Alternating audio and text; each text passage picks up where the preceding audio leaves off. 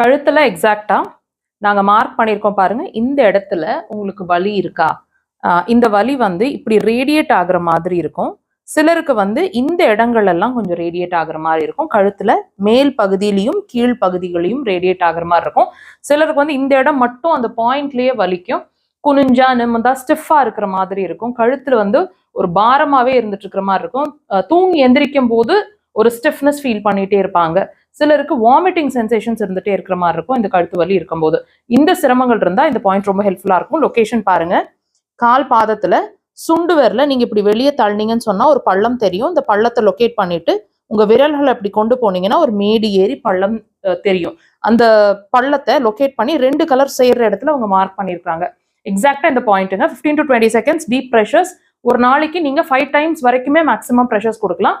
வலி இருக்கும்போது கொடுத்தீங்கன்னா இன்னொரு நல்ல ரிசல்ட்ஸ் இருக்கும். தேவைப்பட்ட அதுக்கு மேல கண்டினியூ பண்ணுங்க.